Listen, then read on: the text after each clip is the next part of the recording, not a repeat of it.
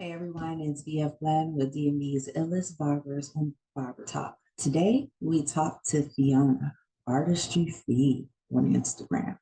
She discusses what it's like being a female barber in the industry, as well as how she is creating a community outside of barbering. So let's jump into the conversation with Fiona.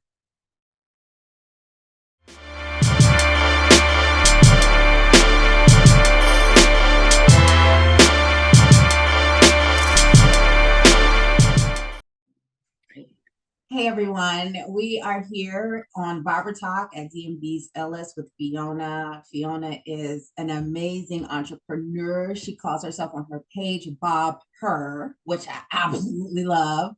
And she also is building a CCU community. So we're going to talk about that and a couple of other things. So Fiona, how are you today?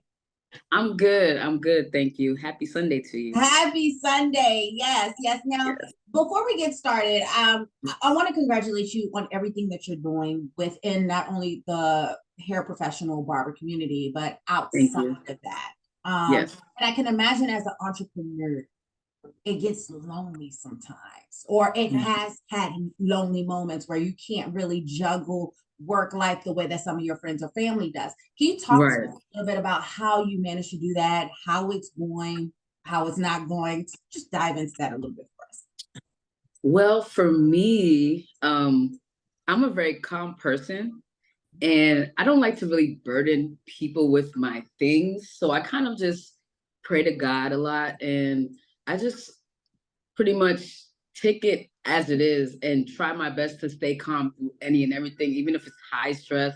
I don't want to give into that because it just doesn't help anything. So I kind of just, trudge along like, okay, what can I do right now? And what can I do later on, as opposed to, man, it's so much to do. So I just really try to focus on one thing at a time, like one step and then the next step, just as opposed to thinking about everything. Because thinking about everything is just too heavy for me. And I don't function well when I'm just like all out of disarray and just trying to juggle so many things at once. So Absolutely. And I definitely understand and resonate with that. And sometimes we want to take on so much, yeah, ourselves because it's our baby. right, We know how we want it. Someone else isn't going to get it done either as yeah, good or as fast enough as we could. Do you have right. any mentors that maybe have mentored you within the industry, or maybe like outside of you really taking a step back and being calm, how are you really coping, or not coping? That's the wrong word. How are you Okay. really navigating the waters with others, being able to integrate into that with you? Well, as far as a mentor goes, I do follow a business coach type person named Ronnie Brown. I don't know if you're familiar with her. She's from the DC area, but she is creating a community that's based on female entrepreneurship. She welcomes men, but mostly focuses on female like entrepreneurship. And to be honest, I'm probably like one of the only barbers in the community, as far as I know. I know there's hairstylists, but as far as like female barbers, I think I'm the only one. And the things that she's implemented, even though they kind of sometimes they throw me off, like, how do I implement that in my barbering field? But at the end of the day, she makes it so that it's very like cut and dry. There's no like, oh, make sure you're doing this, make sure you're doing that. It's just like try this and see what happens. So she's definitely one of the people that I look up to, and I'm in her community like consistently. So, and as far as like other mentors outside of that, there's a lot of barbers, men and women that I look up to in general. I don't necessarily like talk to them all the time, but I do tune into their content and take in a lot of the things that they share as far as like their experiences and just their expertise. And I always want to stay a student. Like no matter how good I get, I am definitely always looking to learn something new or discover an easy way to do something. So I yeah. love that. I learned that going through your content, I learned that you do like to learn. And I learned that you jokingly said I did 5 years of community college. And then it was when you learned that you can do designs that you became interested in barbering. Walk us Yeah. through that. What do you mean, that day or that? No, just that journey, that process, because I'm sure as you were doing the community college, you were kind of like, oh, Yeah. doesn't really pique my interest. Yeah. Not for me. Whereas somebody like me, I knew from day one, okay, I want to write and edit, but somebody that's Oh, figuring it wow. out, and then Yeah. bam, so were you always creative? Were you always somebody who enjoyed drawing or, like what actually hit and stuck with the barbering? So I think when I was like 13 is when I started doing more art stuff. And it's not like I had my family saying, oh, let's do art type stuff. I was kind of the only one doing art. I wasn't really asking my parents, like, where can I get art supplies or anything? I kind of just like drawing, like pencil, paper, that's it. And as time got, more time into it, I started picking up paintbrushes and acrylic paint and canvases and just exploring that way. At one point when I was like between starting barbering, a friend of mine that saw that I drew, she said, you know what, you should try tattooing. And I said, okay. And I tried it and I actually enjoyed it. So I started tattooing the same time that I was barbering, but I wasn't focused on tattooing, but I was just capable of doing it, making, of course, a little bit of money. And so that was just like a hobby. But when I was in barbering, it's like when I was doing the designs, it was very basic, simple lines and stuff like that. But as I discovered how to use my tool, I started figuring out like certain tools that I could use like a pencil on people's head. So that made it easier for me to do designs and more intricate designs. And so from there, I just kind of blossomed in figuring out easier ways to create designs. I used to use eyeliner pencils, like the white ones, and Yes. sketch it in their head and then cut it out. But at some point, that became a little like a cop out. And I actually got challenged by one of my fellow female barbers saying, like, you're creative and you don't really need that pencil. And I was like, but I'm so used to it.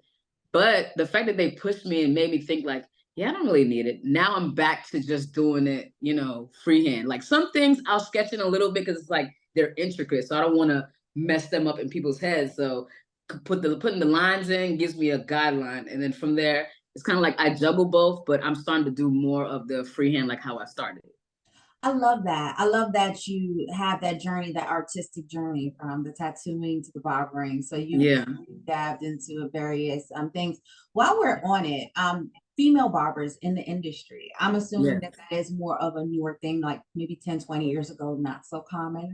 Yeah. Talk to me about what it's like to be a female barber, adult female barber in the DMV in the industry? Like, are you treated a little different than the men? What struggles? So talk to me about that. Walk me through what's happening. Oh man. So at one point, I used to let it get me so upset when the males would not necessarily the people I work with, but people coming in, they'd look at me like, can you really cut? Or ask me, do you know how to fade? Or just just pass me over pretty much. And it just made me so infuriating. Like, I mean, no, I'm just here for decoration. Like, this is why I'm here in the barbershop, just to Right, look pretty. right. But then after a while, like I started getting clientele that are older, like older gentlemen, and they would pretty much reassure me that they prefer a female putting their hands on them. And it's like the female is more delicate, more detail oriented, more attentive. So they like that. And that kind of just made me think like, well, if it's a younger guy, I wouldn't expect him to really consider all those things because they haven't really lived life enough to be like, yeah, a female could do just as good, if not better, than a male barber. So I'm not as bothered by it anymore. But I know there was one moment where I got so upset with a client that's like, do you think you can do this? And I said, yeah, I could do that. I did the cut. I did a pretty good cut, but when I looked at the picture, he's like, this is not the cut that I asked you for. And it wasn't. And I was just like, oh, you don't have to pay for it. And that's what made that when I got upset that much to maybe I'm gonna show him, I was just like, yeah, I can't let that emotion take over because look what I did. It kind of just showed him like, yeah, females can't cut. So I'm just like, okay. I Yeah. kind of just like at sometimes there's peaks and moments where I'm just like, I'll get like a guy that looks at me funny and it makes me be like, don't even do it, Fiona. Just just whatever. Because like, you know, a lot of the guys in the shop, they be like, yeah, she's really good. Like, don't underestimate. So I feel like supported in that sense of like, yeah, she'll get you right. Like, just sit down and trust me. And most of the time, I get the gratification of when they be like, damn, you can cut. I'm like, I mean, right. Cut I and told design. you. I mean, that's all I could do. It's like I told you. Absolutely. Absolutely. Cut and design, and I'm licensed. So I'm definitely not a young person around here.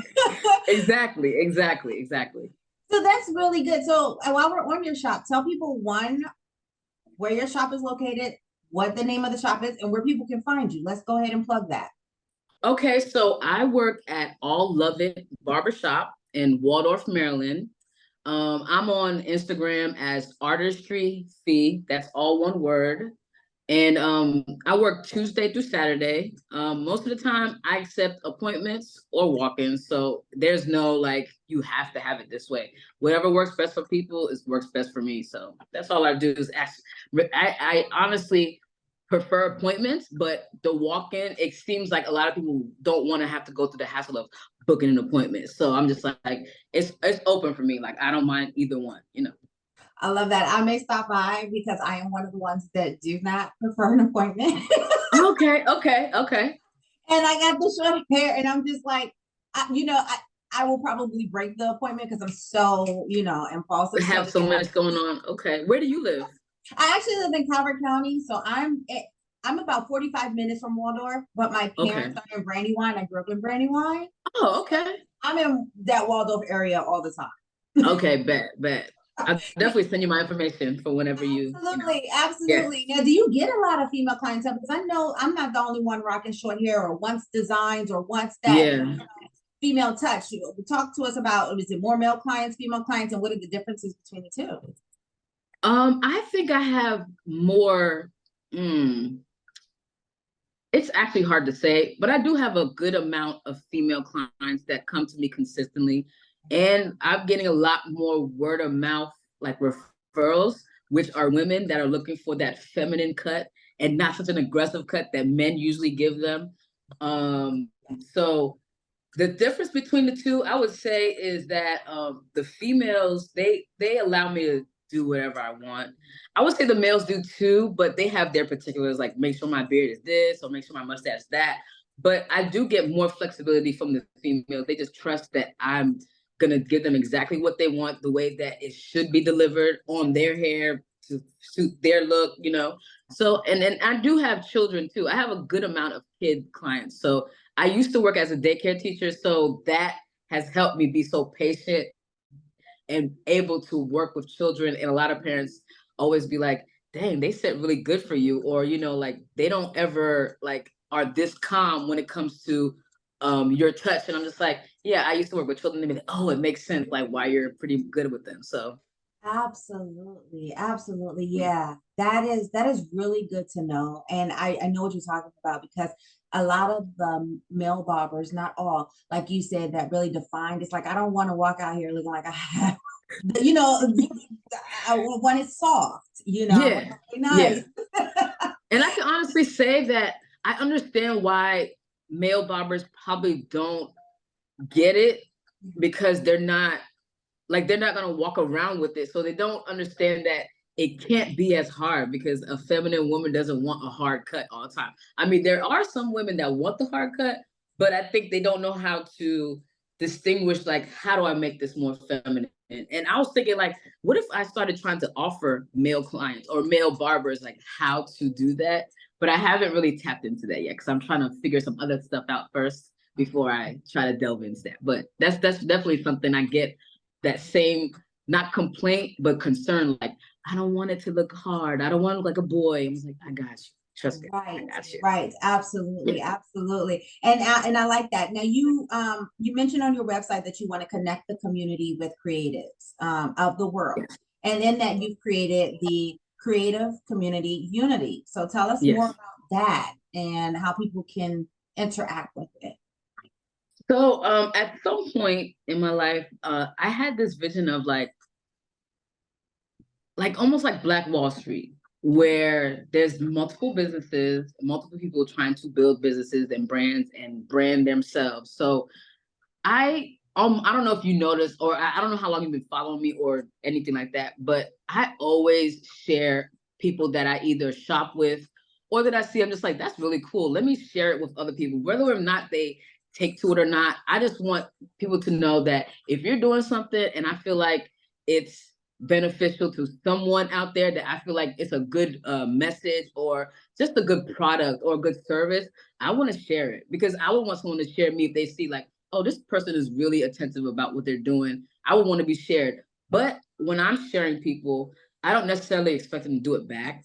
It would be nice, but for me, it's more of helping expose the good in the world, the feel like, I don't know, it's just important to me to help other people discover other people.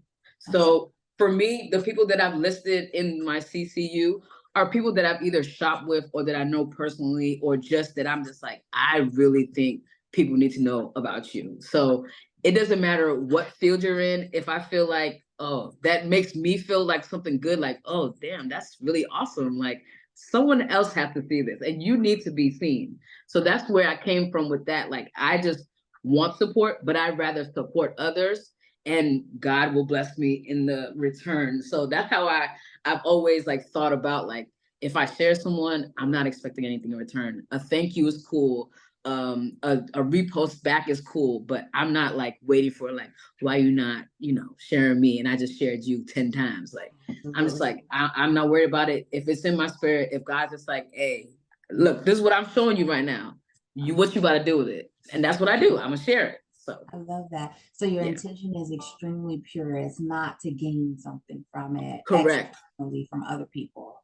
Correct. And I think that's very genuine. And I think a lot of people could do a little better at that, because then you're doing it with intentions to gain something from notice, then you start to feel empty, because you're absolutely right. Not everyone is going to do it back. And right. that. You absolutely. And that makes me think about how you can't expect yourself out of someone else, or else you're gonna be upset all the time. So I'm just like, yeah, I made peace with that a long time ago. Like, yeah, I have that type of heart. They just don't. And not that they don't want to, but it's just not how they grew into that. Like, or I mean, maybe they'll discover it down the line, but right now that's not them. So I can't be looking at them like, how come you're not doing what I'm doing? You know what I'm saying? And don't get me wrong, sometimes I've felt like it needs to be said, like, hey, you guys, I'm sharing y'all left and right. Like, make sure, you're saying all these thank yous, but make sure you're doing it. Even if you don't do it for me, do it for someone else. Like, just let's reciprocate this type of vibe so that we can all be winners. Like, we could all gain from sharing each other. Like, I don't have no problem with promoting other people on my page. I even promote other barbers that are in different areas. Even if they're close, I'll still like, this person can do this better than I can. Or they just do it in general, go to them. Like, I have no problem with sharing at all. I love that. That is how one of the co-founders of the DMV'S brand is always finding people, and he doesn't necessarily want the recognition for it. And I say that the other ones could be too, but I just know him personally, and I've gotten to know him. Let's say that personally. Awesome. And so he has that heart of gold, and so I call him like Quincy Jones Jr. So you'll be like Quinetta Jones. That's cool. I like that. That's cool. So that's really cool. Yeah, that's really dope that you have that mindset. So walk us through what you do in your spare time. Like, how do you have fun? What do you do to enjoy yourself and to decompress when you're not working? I would say, this might sound weird or like, what, really? I like to work out. Like, it's been 4 solid months since I've been more consistent in the gym, and I've actually gained a trainer. And also I've gained a very almost obsessiveness over the gym that I go to. I just like the way it's laid out. So it makes me want to be there. It makes me not mind getting up at 4, 5, 6 o'clock in the morning to get up and go work out. And it's just a release. Like, that really makes me feel good. Like, even the workouts might be a little like, I'm still be like, well, I got through it another day. And it feels good to just get that, that going early in the morning. I like going out to brunch with my family, my friends, like spending time with my folks. They live in Montgomery County, so that's about an hour, 15 away. I like to go there and just take a time out with them, not necessarily do anything. Actually, I cut my parents' hair, both my mom and my dad. But other than that, just being in their presence where I lived at one point until I moved out is just almost like a reset. Like, okay, I'm home. Like, this is familiar. Like, this is cool. That makes me feel good. I enjoy playing basketball. Yeah, I like to chill. Like, if chilling at home is also fun. Like, I don't mind being on YouTube, looking at stuff and putting up my content, getting ready for the week. So stuff like that. Nothing too like crazy. That's really, really good. I saw this podcast recently. They were talking about cortisol. And I'm sure every barber that I've spoken with, they basically say that it is a high stress job, and you have to learn how to manage it, because you're working with various people, various stress levels, various personalities. Yes, energies. Yeah. And if your clients have a energy that doesn't necessarily resonate with you, you become stressed, and it's transferable. If they're stressed out, it's transferable. And so I'm glad to hear the podcast said that one of the ways to get rid of all that extra cortisol is to Oh, I never heard that. Okay, well, that's good to know. It is to work out and just get it from your system and like reset, like you said. Yeah. So that's really good to know. So, okay, if you had unlimited, this is kind of a fun question. If you had unlimited funding for your business, yes, what would you do with all of that money to either expand or enhance your business? I would open a barbershop academy where it's a barbershop, but also like a mini school to pretty much teach the things that I've learned that would create the ultimate barber as far as the detailing goes, as far as like how you drape someone, how you greet them, how you treat them, customer service, of course, different tools, like the intricate tools that might help a barber that's learning how to do a cleaner fade. Like, I'm so detail oriented that like I feel like when I watch other barbers on YouTube and how they explain stuff, it's like so many things that I think about, like, well, if I wasn't a barber, I wouldn't know what you're talking about. So my goal with my master barber license eventually is to teach the details of barbering versus the basic stuff. Because the foundation is cool and everything, but once you get into the details of it, I think that would set you apart, as a person that's learning how to be a barber, apart from the regular barber. So that's what I would do. I would open up a barbershop academy so that I can create my own curriculum. Because I know if you're a school, you have to follow a certain guideline. But I found that if you're an academy, you create your own curriculum. And that's something that I didn't learn in barber school, is those little things that I know now. It's like I discovered them as I was learning how to cut hair. So that's what I would pretty much create. And it would be attached to having a mobile unit. I love that. Yes. I love that. Thank you. Well, it has been amazing speaking with you. Is there anything else that you want to say to the viewers before we head out? Maybe something that you would have told your younger self, maybe some advice to the up and coming barbers, anything else that you want to say before we close out this particular interview? Okay, I think the most important thing I think I need to say about being a barber or becoming a barber, it should not be about the money, because if it is, you will not last. Because there are times in my shoes now, I've been a barber for 15 years, that if I was in it for the money, I probably would have quit by now, because you have to have patience. That is like one of the most important things, to have patience, and also give people grace in a sense, because some people just don't know, and they don't have the etiquette to know, like, you don't waste the barber's time, you don't move around in the chair too much, you don't,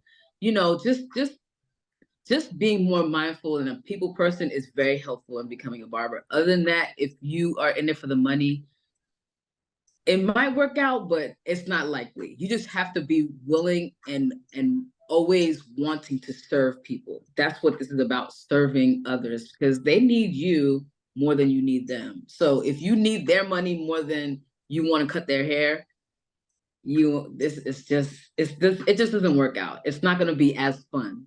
So That's the piece of advice that I have. That was really good advice. That was, and for Thank one you. more time for everybody, tell everyone where they can find you. I am on Instagram, Artistryfi, and I'm at All of It Barbershop in Waldorf, Maryland. Amazing. And if you guys like this interview, please like, Yes. share, Yes. comment, subscribe, all of that good stuff.